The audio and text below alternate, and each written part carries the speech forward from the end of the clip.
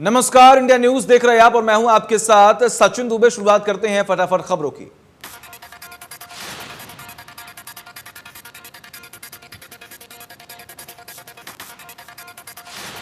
Delhi NCR में monsoon ने दस्तक दे दी है और मौसम विभाग के मुताबिक दिल्ली और हरियाणा में गुरुग्राम में मानसून की एंट्री हो गई है।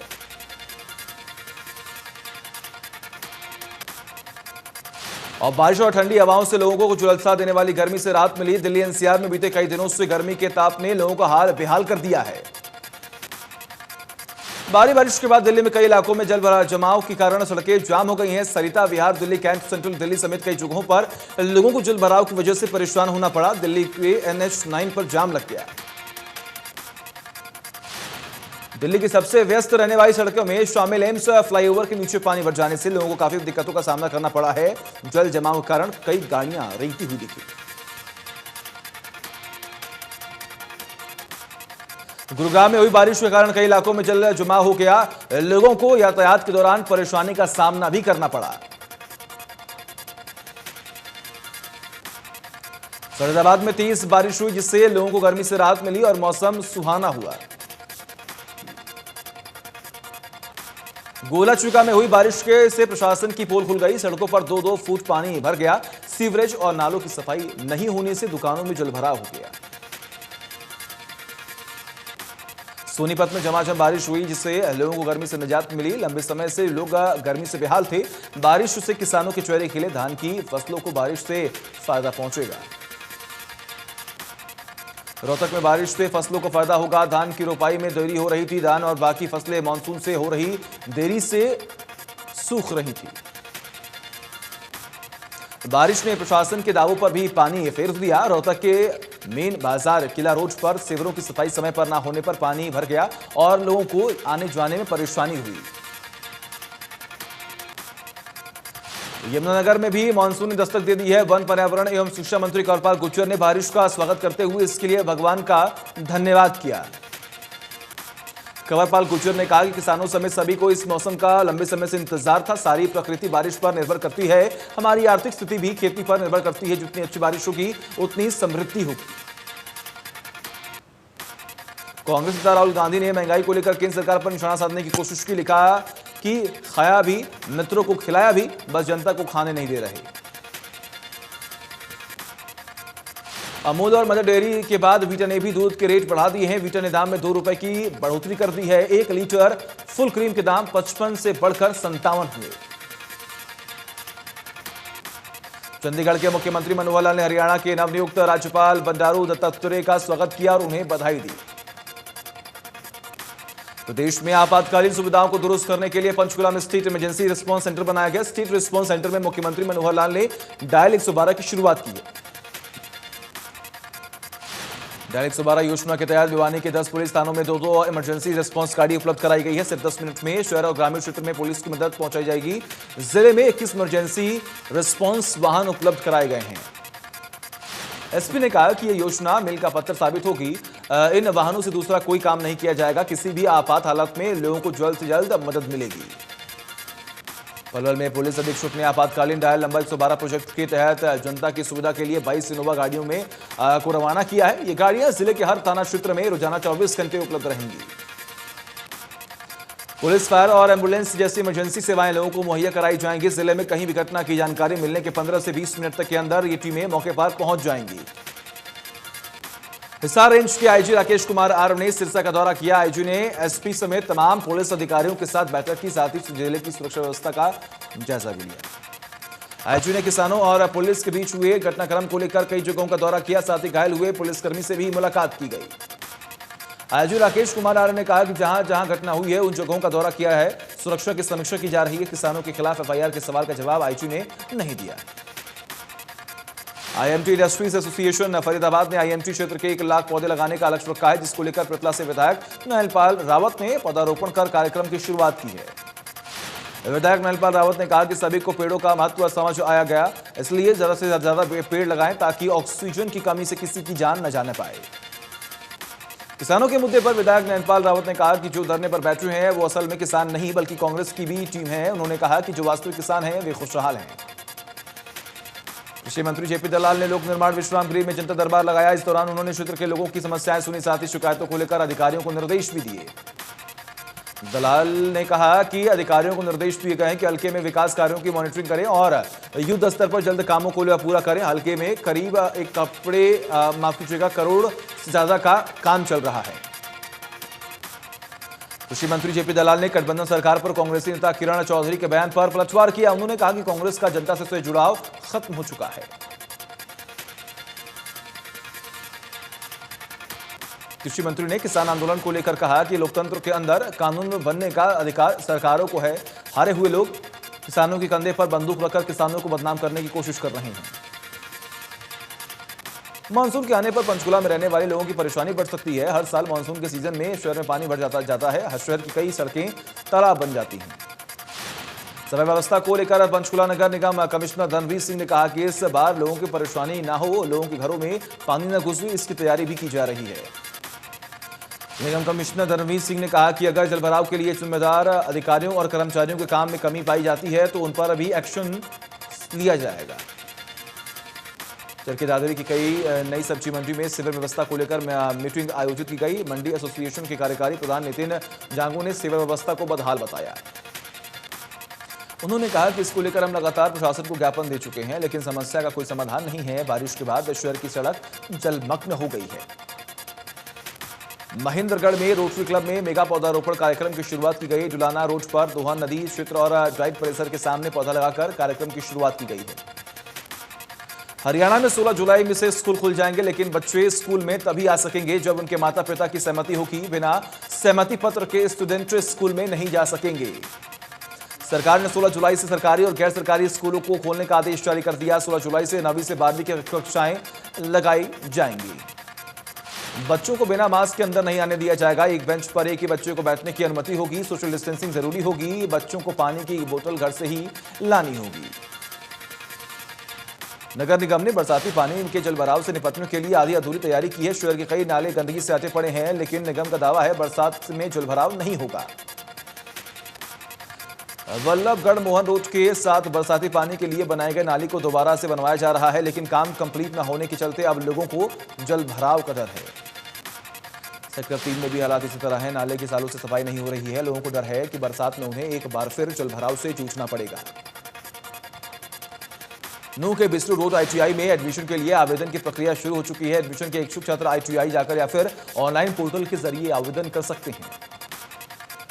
आईटीआई में एडमिशन से जुड़ी जानकारी के लिए हेल्प डेस्क लगाए गए। राजकीय औद्योगिक प्रशिक्षण संस्थान के प्रधानाचार्य राजवीर सिंह ने जानकारी दी। ऑनलाइन पोर्टल के जरिए 31 जुलाई तक आवेदन होंगे। फरीदाबाद में आंगनवाड़ी वर्कर्स ने लघु सचिवालय पहुंचकर विरोध प्रदर्शन किया। कार्यकर्ताओं ने सरकार के खिलाफ नारेबाजी की। इनकी मांग थी कि सरकार इन्हें मोबाइल और नेट की सुविधा उपलब्ध करवाए। अपनी 15 सूत्रीय मांगों को लेकर कार्यकर्ताओं ने कहा कि नया सॉफ्टवेयर लॉन्च करने के लिए कहा है, तो उसके लिए सरकार की तरफ से ना तो इनके पास पर्याप्त मोबाइल उपलब्ध है, ना ही उसे चलाने के लिए इंटरनेट है। कैथल में आंगनवाड़ी वर्कर हेल्पर यूनियन के लघु सचिवालय पर प्रदर्शन किया। आंगनवाड़ी वर्कर की मांग है कि पोषण ऐप के लिए स्मार्टफोन उपलब्ध करवाए जाएं। आंगनवाड़ी वर्कर्स ने मांग की है कि जब तक स्मार्टफोन नहीं दिए जाते तब तक उन पर पोषण ट्रैक ऐप डाउनलोड करने का दबाव न बनाया जाए। इंटरनेट के लिए 500 रुपए महीना दिए जाएं। वहीं आंगनवाड़ी वर्कर्स यूनियन सिरसा के भगत सिंह स्टेडियम में अपनी मांगों को लेकर विरोध प्रदर्शन किया। आंगनवाड़ी वर्कर्स ने हरियाणा सरकार के खिलाफ जमकर नारेबाजी भी की है। आंगनवाड़ी वर्कर ने सरकार पर बेवजह प्रताड़ित करने का आरोप लगा दिया। उन्होंने मांग की है कि स्मार्टफोन दिए जाने तक पोषण ट्रैक ऐप डाउनलोड करने का दबाव न बनाया जाए। सिरसा में अखिल भारतीय विद्यार्थी परिषद ने चौधरी देवीलाल यूनिवर्सिटी के सामने जमकर विरोध किया और नारेबाजी की। इस दौरान कुलपति प्रोफेसर अजमेर मलिक के पुतले की शव यात्रा भी निकाली गई। प्रदर्शनकारी छात्रों की मांग है कि उन्हें फाइनल परीक्षाओं में यानी 5 प्रश्न का ऑप्शन दिया जाए, साथ ही ऑनलाइन परीक्षाएं भी करवाई जाएं और विश्वविद्यालय प्रशासन जरूरी कदम उठाने का भरोसा दे रहा है। भिवानी जिला के बड़ेसरा गांव में सरपंच की फर्जी डिग्री मामले में बवाल को लेकर पुलिस ने 4 हमलावरों को गिरफ्तार कर लिया। पुलिस ने आरोपियों से 6 पिस्तौल, 32 कारतूस और 5 मैगजीन बरामद की है। 4 साल से चल रहे खूनी संघर्ष में 6 लोगों को मौत के घाट उतारा गया। मामले में गवाह राजकुमार पर गांव में पुलिस सुरक्षा कर्मियों के होते हत्या के इरादे से 26 जून को हमला किया गया था। एसपी अजीत सिंह ने बताया कि महिला सरपंच का पति आनंद जेल से बार बार दूसरे पक्ष पर हमला करवा रहा है। उन्होंने बताया कि आनंद से पूछताछ के आधार पर 6 में से 4 हमलावर गिरफ्तार किए गए हैं। अमेरिका से ऑपरेट किए जा रहे फिरौती रैकेट का पर्दाफाश हुआ। इस गिरोह ने डॉक्टरों को धमकी देकर लाखों की फिरौती वसूली। पुलिस ने गिरोह के 3 सदस्यों को गिरफ्तार किया है। आरोपियों से करीब 42 लाख रुपए बरामद किए गए। गिरोह का मास्टरमाइंड जो असंध का रहने वाला बताया जा रहा है, जो कई सालों से अवैध तरीके से अमेरिका में काम कर रहा है।